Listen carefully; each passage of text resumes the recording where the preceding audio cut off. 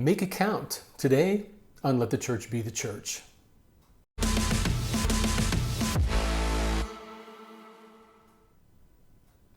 Two days ago, my wife's father died.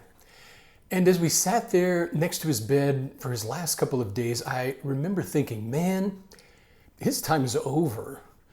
And I'm not talking about his time here on this earth, but his time to glorify God, his time to store up treasures in heaven, his time to lead those who are far from God to salvation through faith in Jesus Christ. He had no more time to make a difference for eternity, his or others. And hey, I don't know about you, but when death hits close to home, I get very introspective. And I was thinking, what if my life could be represented by one day? And when the sun came up in the east, it represents when I was born, and when it sets in the west is when I die. So where would my sun be in the sky? Well, for me, about 20 degrees above the horizon, not far from setting.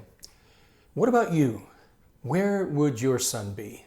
Would it be straight overhead because you're in your 30s, your 40s? Would it be a little back toward the east because you're younger? Or would it be about to set? We never really know, do we? Today could be it for any one of us. And so King David prayed, "Let me know how fleeting is my life," in Psalm 39. Well, why would he pray that? Because life is short, man. We are like a vapor that's here today and gone tomorrow. And David wanted to use his days wisely. So here's what I want to say today. Make it count. Make it count, man. Make it count, woman.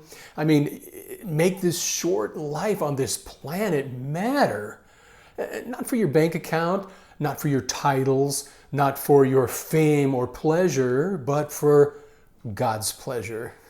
Let's live like our time is short and eternity is what matters. Let's live with our minds set on God's priorities and not our own. Let's live like heaven and not earth is our home, that we're just here temporarily to represent God and to do his will.